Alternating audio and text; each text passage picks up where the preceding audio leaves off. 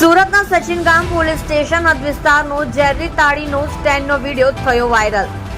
સુરતના સચિન સ્લમ બોર્ડની સામે સાઈનાથમાં ચાલતા વેંકટેવના નામક ઝેરેલી તાળીનો સ્ટેન્ડનો વિડીયો થયો વાયરલ।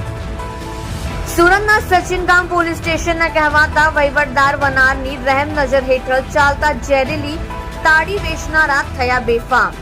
સુરતના સચિન ગામ વિસ્તારમાં અનેક દેશી વિદેશી દારૂના સ્ટેન્ડ વહીવટદાર વનારની રાજમાં ધમધમે છે, જેમાં સચિન વાંજ ટાવર પાસે મહિલા બુટલેગર કમુજ દેશી દારૂનો ધમાકેદાર સ્ટેન્ડ ચલાવે છે।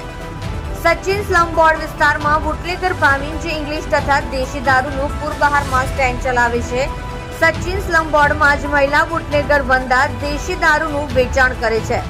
સચિન સ્લમ બોર્ડમાં જ હજુ મહિલા બુટલેગર ચાવાલી બે દેશી દારૂના સ્ટેન્ડ ચલાવે છે। હજુ ભૂરા નામક બુટલેગર દેશી દારૂનું વેચાણ કરે છે। સચિન સ્લમ બોર્ડમાં જ ગુલામામા કરીને દેશી દારૂનું સ્ટેન્ડ ફક્ત અને ફક્ત વહીવટદાર વનારની રહેમ નજર બેરમોટવ સીપી ડીસીપી એસીપી રેન્જ આઈજીના ભય અને બેખૌફ ચાલી રહ્યા છે। કોઈ પણ સુરત શહેરના પોલીસ અધિકારીઓના આદેશને ઘોડીને પીંજતા સચિન પોલીસ સ્ટેશનના વહીવટદારને સલામ છે।